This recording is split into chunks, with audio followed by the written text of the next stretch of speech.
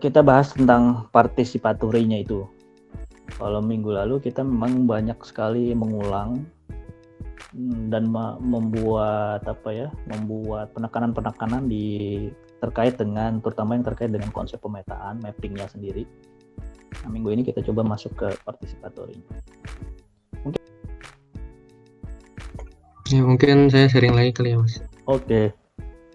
Jadi yang dari bahan bacaan yang saya baca itu partisipatif merupakan bentuk keterlibatan gitu. Keterlibatan dalam hal ini baik dari target dari warganya itu atau mungkin dari si pemilik peta gitu yang punya kepentingan. Itu artinya kita ingin menyamakan konstruksi realitas sosial sekitar kita atau realitas keuangan yang ada di bentuk masing-masing pihak untuk bisa disatukan gitu dan bisa dipahami bersama dan disepakati bersama, kayak gitu sih kurang lebih. Oke. Dari katanya sendiri bersifat keterlibatan ya, participate gitu ya. Siapa yang terlibat tadi sudah jelaskan Mas Agus bahwa ada pihak-pihak yang terlibat, yaitu objek yang dipetakan serta pihak yang mempetakan. Dan tadi juga disebutkan ada tujuannya, yaitu mempersamakan agar bisa berkomunikasi secara dua arah, maka persepsi tentang satu tempat itu perlu disamakan. Nomor 2, silakan, apa yang dimaksud dengan pemetaan partisipatif? Kalau tadi kita bicara tentang sifatnya partisipatif, sekarang kita bicara tentang prosesnya partisipatif. Ada yang bisa kasih masukan? Siapa nih? Kalau yang saya baca itu pemetaan yang partisipatif itu sebenarnya nyambung sama artinya, yaitu yang melibatkan masyarakat dan menempatkan masyarakat itu sebagai pelaku pemeta di wilayahnya, karena kayak info rinci itu tidak dapat mudah didapatkan, karena kalau misalnya yang terbuka sendiri aja datanya kan cuma secara garis besar, sedangkan kalau yang ini kan mau memetakan secara rinci, sehingga kita memerlukan masyarakat sebagai pelaku pemetanya juga gitu. Seperti itu, Mas. Ya, jadi yang memetakan tuh masyarakatnya sendiri ya. Kalau tadi dari jawabannya Anisha. Enggak, maksudnya kita tetap ngebantu ngawasin, tapi kita ngasih masyarakat juga sebagai pelakunya juga gitu. Oke. Ya, jadi proses pemetaan secara partisipatif artinya proses pemetaan yang melibatkan masyarakat. Sebetulnya boleh aja masyarakat yang memetakan sendiri, nggak ada masalah gitu ya. Karena kan pengetahuannya nanti dikasih melalui prosesnya, dari mulai merancang tujuan pemetaan sampai nanti dieksekusi menjadi kegiatan. Masyarakat nanti bisa terlibat sebagai orang yang memetakan gitu ya, nggak ada masalah. Jadi proses pemetaannya bisa dilakukan oleh masyarakat sendiri, atau proses pemetaannya bisa dilakukan oleh pembuat peta tapi informasinya dari masyarakat. Jadi bisa banyak bentuknya gitu ya. Kalau misalkan kita nanti lihat sih tipe-tipe masyarakat juga ya sebenarnya. Tipe masyarakat yang kita datangi itu seperti apa? Apakah mereka memiliki kemampuan? Apakah mereka memiliki pengetahuan? Apakah mereka memiliki fasilitas atau sumber daya untuk mapping? Kalau iya, ya udah mereka bisa bikin sendiri gitu ya. Kalau misalkan yang dipetakan masyarakat perkotaan, mungkin tingkat pendidikannya lebih tinggi, relatif lebih tinggi. Fasilitas ada, kemampuan belum ada, nggak masalah, kita bisa buat pelatihan, nanti mereka bisa memetakan sendiri. Jika objek masyarakatnya adalah masyarakat pedalaman, tingkat pendidikan relatif lebih rendah, fasilitas terbatas, pengetahuan tidak ada, kemampuan juga, maka dia menjadi sumber informasi gitu ya. Jadi dua sisi, kalau dari sisi pelaku, masyarakatnya bisa, atau juga masyarakatnya bisa sebagai sumber pengetahuan. Nomor 3, mengapa masyarakat perlu membuat petanya sendiri? Mas mau coba jawab? Silakan. Kalau menurut saya, masyarakat tuh perlu buat petanya sendiri biar batas-batas wilayah mereka tuh yang ada di lingkungan mereka itu menjadi jelas. Terus dengan adanya pemetaan itu, kita juga bisa mengetahui kira-kira apa aja sih sumber daya yang ada di wilayah tersebut gitu. Jadi kita bisa gali potensinya. Oke. Jadi 2 hal tuh. Pertama, karena kita sadar lingkungan kita, maksudnya masyarakat ya. Yang kedua, karena kita ingin tahu sebetulnya lingkungan kita kayak apa. Makanya kita mapping sendiri. Kalau menurut saya kenapa harus membuat peta sendiri, karena adanya keterbatasan data yang nggak diperbarui gitu Mas. Jadi kayak nyambung sama jawaban Safa tadi. Misalkan kayak batasnya nggak jelas, kayak gitu Mas. Keterbatasan data yang mungkin informasi kali ya. Iya. Ya, oke.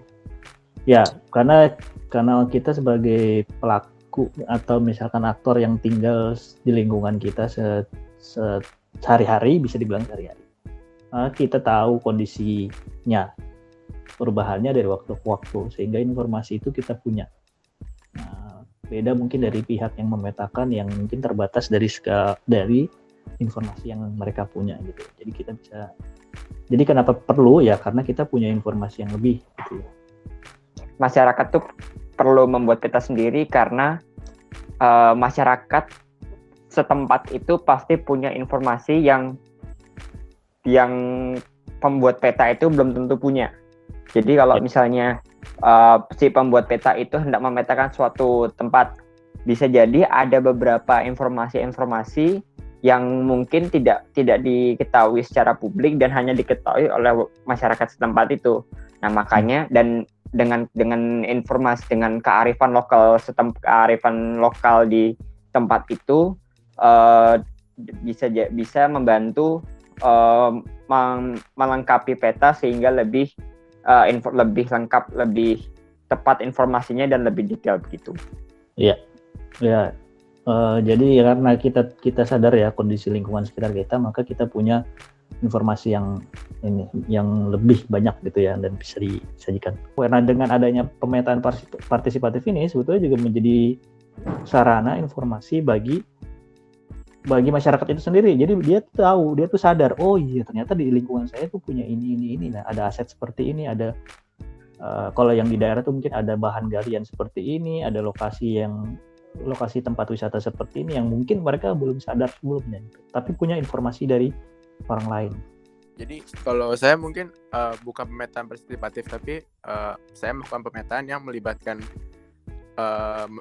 masyarakat di sekitar rumah saya, tapi mereka nggak bikin petanya gitu Mas. Jadi waktu itu tugas praktikum statistik geografi Prakstat ya kalau nggak salah.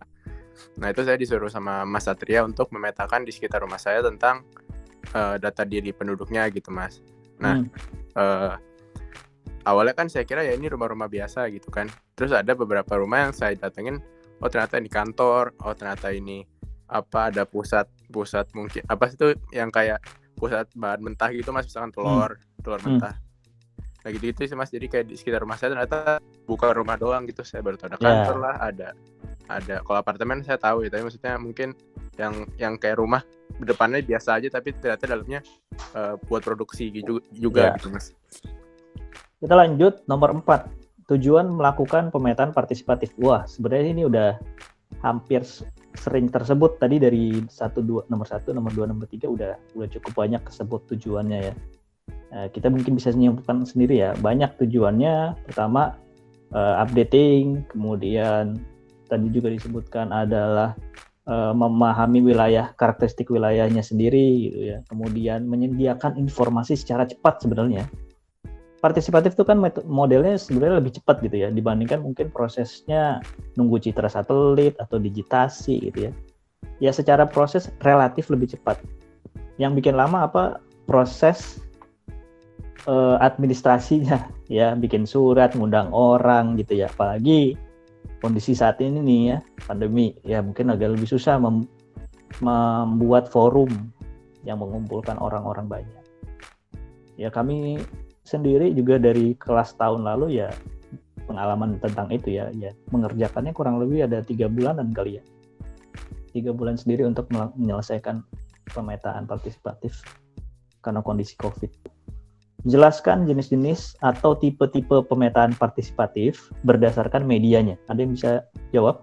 Ground sama stone mapping itu dia pemetaannya itu menggunakan media tanah sama batu yang benar-benar ditaruh di perbatasannya gitu. Gue Oke. gitu. Terus kalau misalkan yang scale 2 dimensi itu dia pakai yang peta cetak terus digambar pakai alat tulis sama masyarakatnya. Oke. Kalau misalkan sketch mapping itu kayak si masyarakatnya ini benar-benar menggambar bebas tanpa ada acuan peta yang dicetak tadi. Oke. Jadi kurang akurat. Terus kalau GPS mapping pakai plotting, Mas. Oke. Menurut beberapa sumber. Yang pertama, proses pemetaan dengan keterlibatan para pemangku kepentingan di daerah. Nah, pemangku kepentingan ini ya bagian dari masyarakat ya. Pemangku kepentingan adalah bagian dari masyarakat gitu ya. Sehingga yang namanya pemetaan partisipatif berarti melibatkan para pemangku tersebut. Ya karena mungkin strategis ya posisinya. Karena mereka punya kemampuan atau diberi kekuasaan untuk memutuskan sesuatu terkait di wilayahnya, maka mereka juga terlibat. Kemudian informasi yang dituangkan dalam peta yang didasari oleh penguatan masyarakat dalam spasial dan pengambilan keputusan di tingkat masyarakat atau desa.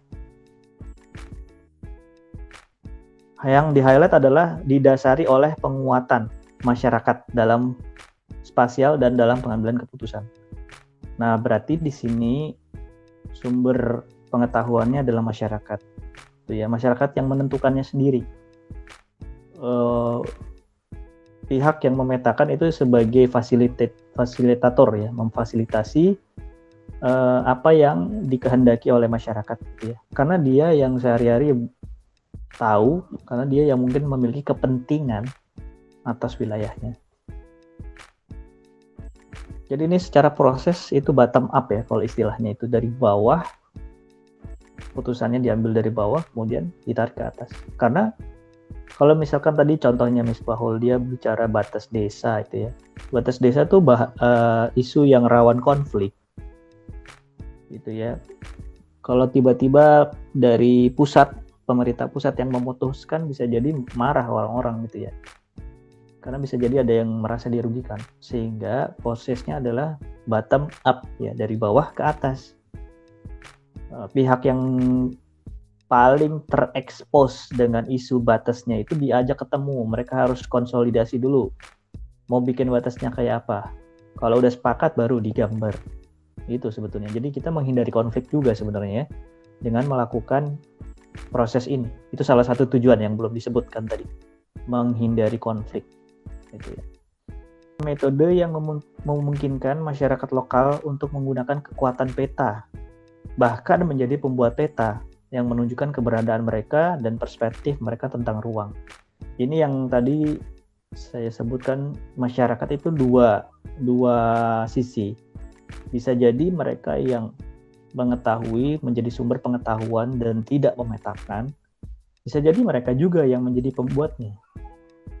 Kita di sini mungkin kita pihak akademisi itu ya, kampus atau instansi pemerintah yang memetakan itu ya tinggal mensahkan aja ya, karena mungkin kalau sifatnya kebijakan ya mungkin pemerintah yang sudah punya kewenangannya gitu ya. Jadi masyarakat bisa menjadi pembuatnya kalau mereka mampu, mereka memiliki pengetahuan untuk pemetaan ya. Menjadi pembuat dengan cara apa? Dengan cara menunjukkan keberadaan mereka di suatu tempat dan juga perspektif tentang ruang. Nah, ini penting sih sebetulnya. Local knowledge. Penting ya. Kemudian, proses pembuatan peta modern melalui proses dialog antara masyarakat lokal dan pendamping yang membantu. Nah, ini mungkin prosesnya menggunakan media tadi ya. GPS gitu tadi disebutin. GPS, jadi sifatnya lebih modern, tidak ground mapping atau stone mapping kayak tadi. Jadi menggunakan alat-alat atau teknologi terkini, pemetaannya juga diproses menggunakan software GIS. Tapi ini tetap ada proses dialog antar masyarakat lokal dan pendamping. Jadi yang dialog sebetulnya antar mereka sendiri gitu ya.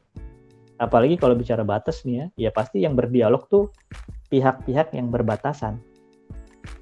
Ya, kalau kita atau pemerintah atau pengambil keputusan di tingkat desa sebagai penengahnya aja gitu ya.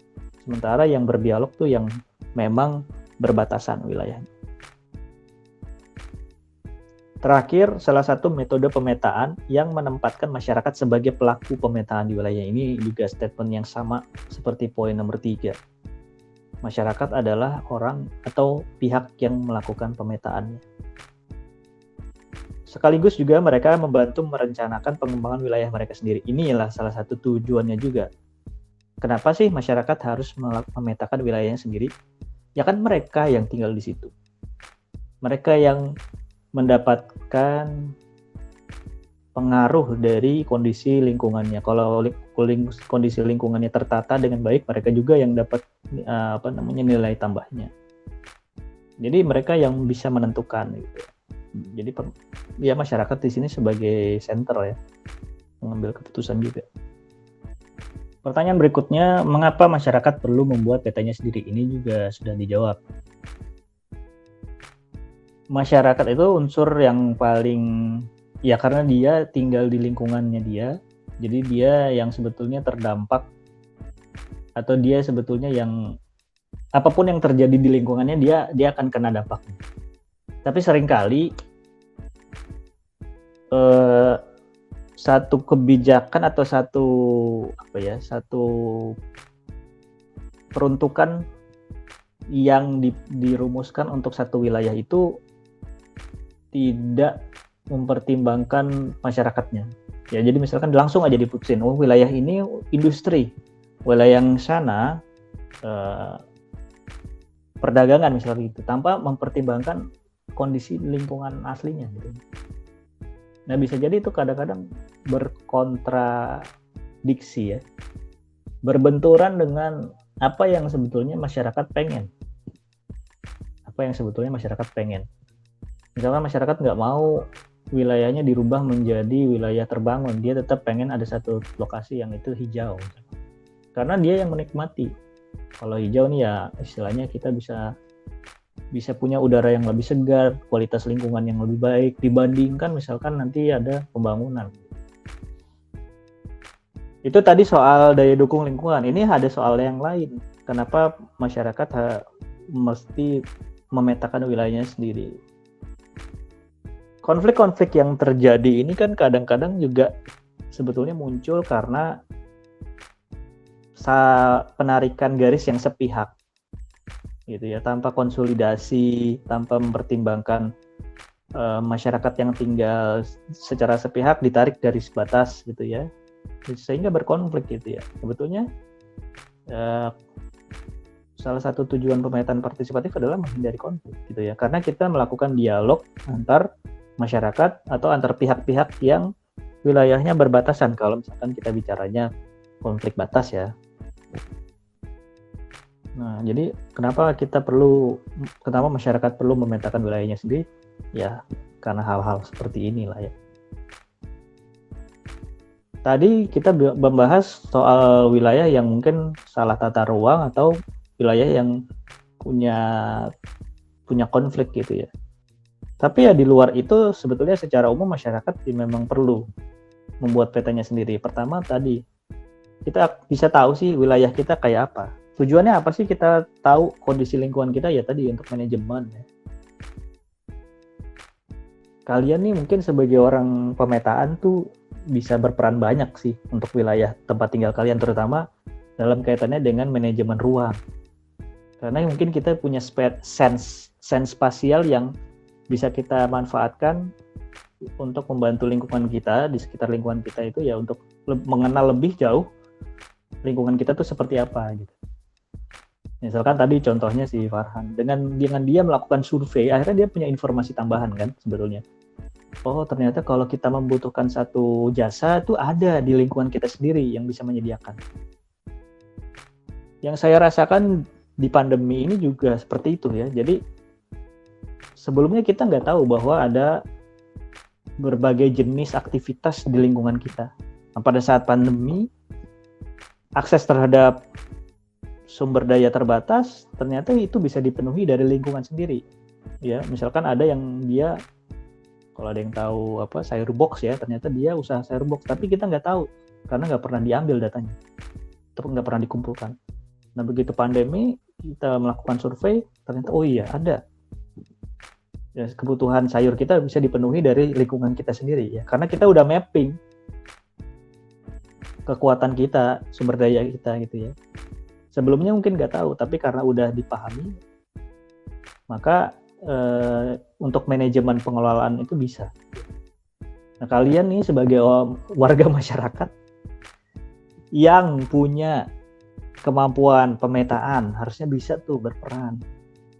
Minimal kalau ada yang kenal sama apa orang-orang pengambil keputusan, misalkan Pak RT atau Pak RW atau Pak Lurah gitu ya, itu bisa memberikan masukan, kondisi kita kayak gini, kasihlah mappingnya gitu ya, bikinin petanya, terus diplot titik-titiknya apa aja, aset-asetnya apa aja, apakah ada RTH, apakah ada fasilitas umum di sekitar kita, apakah ada apa namanya lokasi-lokasi potensial untuk dikembangkan gitu. Bisa tuh kalian menjadi istilahnya punya peran seperti itu. Jadi menurut buku ini pemetaan partisipatif adalah pemetaan yang dilakukan oleh kelompok masyarakat mengenai tempat atau wilayah di mana mereka hidup, gitu ya. Kenapa harus masyarakat tempat? Karena masyarakat setempat yang hidup, bekerja, memiliki pengetahuan mendalam tentang wilayahnya. Jadi hanya mereka yang bisa membuat peta secara lengkap dan akurat. Ya ini kekuatan masyarakat ya. Bayangin informasi ini kita selalu pakai untuk manajemen ruang atau untuk tata ruang. Bagus lah jadinya ya. Sesuai gitu ya. Masyarakatnya enak tinggal di sana. Kemudian peruntukan penataan ruangnya juga pas dengan kondisinya di sana gitu ya. Misalkan itu masyarakat pesisir ya bikinlah satu desain ruang yang pesisir gitu, bukan yang lain gitu ya, yang cocok untuk masyarakat pesisir. Kalau misalkan pemetaan partisipatif ini dia layak dilakukan berapa tahun sekali sih Mas? Atau kalau misalkan kita mau pakai data itu yang dianggap relevan data berapa tahun terakhir? Kalau di peraturannya, di undang-undangnya yang UU IG itu disebutin kalau semakin seiring dengan semakin kecilnya skala peta, maka periode updatingnya semakin lama. Misalkan kita bandingin dua peta ya, peta 1 5.000 sama peta 1 banding 250.000. Peta 1 250.000 itu mungkin updatingnya bisa 5 tahun sekali, tapi peta yang lebih tinggi resolusinya atau skalanya itu updatingnya bisa 2 tahun sekali, jadi lebih cepat. Ya mestinya yang lebih detail yang lebih cepat. Nah, sekarang kalau ditarik ke konsep yang di partisipatif, ada beberapa poin. Pertama gini, harapannya setelah kita ngejain partisipatif kan mereka kita mengharapkan mereka bisa melakukan pemetaan sendiri dengan metode apapun gitu ya. Kan tadi ada contohnya cara-caranya ya. Harapannya kan mereka bisa bikin pemetaannya sendiri. Jadi kapanpun mereka mau, mereka bisa updating sendiri.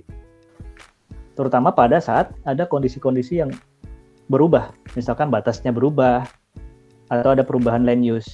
Ya mereka bisa mapping sendiri harusnya. Dan informasi itu langsung bisa terekam. Kalau itu yang ideal yang kita mau.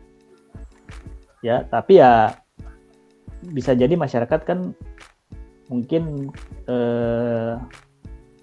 baru udah diajarin tapi lama nggak pakai lupa gitu ya, atau fasilitasnya nggak ada yang bisa menggunakan secara berkala jadi fasilitasnya rusak. Akibatnya harus ada ini, berarti harus ada inisiasi memang dari pemerintah secara berkala ini wilayahnya dipetakan. Nah, kalau yang kayak yang kondisi yang kedua, maka kita bisa bedain secara tipologi wilayah. Kalau wilayah yang dianggap berkembang pesat, dinamis, maka frekuensi pemetanya lebih tinggi dibandingkan wilayah yang statis, yang mungkin perkembangannya tidak secepat wilayah lain. Itu pertimbangannya ya. Ada 2 tipologi. Yang satu tipologi wilayah berkembang pesat. Cepat tuh, berapa waktu udah berubah, setahun udah ganti gitu. Nah itu harus ya mapping juga setiap waktu gitu ya. Setiap tahun misalkan atau 2 tahun sekali. Tapi kalau yang dianggap tipologi kedua itu wilayah yang tidak dinamis, tidak tinggi perubahannya atau perkembangannya ya bisa occasion, jadi pada saat ada maka dipetakan, atau bisa regulari tapi frekuensinya lebih rendah dibandingkan topologi yang satu lagi tadi. Gitu kira-kira. Oh ya Mas, sama mau nanya ini, kalau misalkan di Indonesia sendiri untuk pemetaan partisipatif ini udah integrating gitu nggak sih Mas, kalau misalkan sudah selesai pemetaan gitu datanya dipublish di pemerintah daerah atau di mana kita bisa dapetin database buat pemetaan partisipatif ini Mas? Oh mungkin nggak secara ya, karena ini kan metode ya, karena kan ini metode. Kemudian pihak yang membuat pemetaannya itu banyak gitu ya. Jadi sebenarnya nggak ada satu wadah khusus gitu yang dibuat atau dibentuk untuk mengakomodir data-data yang dihasilkan dari pemetaan partisipatif. Tapi misalkan gini, contohnya untuk BIG lah ya, yang mungkin kita sering kenal gitu ya, data-datanya juga kita pakai. Jadi BIG atau sebetulnya bukan melibatkan BIG saja, tapi misalkan prosesnya ya, bagaimana akhirnya bisa jadi batas desa, itu BIG itu narik dulu garisnya di awal. Dia mungkin punya data-data penginderaan jauh seperti foto udara atau citra satelit, itu dipakai untuk menarik garis. Jadi emang garisnya udah ditarik duluan, yang kira-kira oh ini batasnya nih, kira-kira menggunakan batas alam atau kenampakan di citra. Tapi itu diberikan catatan bahwa ini batasnya masih bersifat apa sih istilahnya, bukan definitif ya. Saya lupa ada satu istilah ya, batasnya itu belum pasti. Nah batas ini dibawa ke lapangan. Jadi participatory mapping tuh di lapangan sama masyarakat ya, nanti ditarik garisnya, dibenerin, dirubah bentuknya, ditambahin informasinya kayak gitu-gitu. Di masyarakat juga pihak-pihak yang berbatasan diketemuin, terus diajak dialog supaya permasalahan batasnya jelas. Benar nggak batasnya kayak gini? Kalau iya ya udah tanda tangan berita acara bahwa sepakat. Jadi ada 2 hal, ada sepakat, ada yang tidak sepakat gitu ya. Kalau yang sepakat ya udah bagus. Nah, nanti berita acara ada. Habis itu BIG bikin petanya sesuai tadi komen-komen masyarakat. Nah, karena udah sepakat, udah ada berita acara, ini semuanya dokumennya dibawa ke Kemendagri. Kemendagri bikin Perda, peraturan daerah. Nanti di situ disebutin batas desa A dan desa B dalam bentuk apa. Ada. Dan itu datanya dipublish sama BIG atau di Kemendagri gitu ya, di portal. Mungkin kalau yang sekarang batas desa belum, udah ada lah ya, batas desa di Inageo Portal kan ada ya. Salah satunya itu. Nah terus yang nggak sepakat gimana? Ya udah tetap dibuatkan berita acara tidak sepakat gitu ya, berita acaranya nggak sepakat gitu ya. Jadi disebutin nanti batasnya ini masih batas indikatif ya, ada 2 istilahnya, ada indikatif, ada definitif. Kalau indikatif itu artinya masyarakatnya belum sepakat, belum jadi peraturan, tapi batasnya udah ditarik supaya kepentingan apa, misalkan nanti ada kepentingan analisis ya, ini udah kira-kira ada batasnya kayak gitu. Satu lagi namanya batasnya definitif. Definitif ini udah diketok palu ya, jadi udah disahkan sama Kemendagri jadi peraturan daerah gitu. Bentuknya kayak gitu. Terima kasih semuanya sudah hadir siang ini dan ngikut sampai selesai. Mohon maaf atas kekurangan atau yang mungkin kurang berkenan penyampaiannya. Selamat siang. Assalamualaikum warahmatullahi wabarakatuh.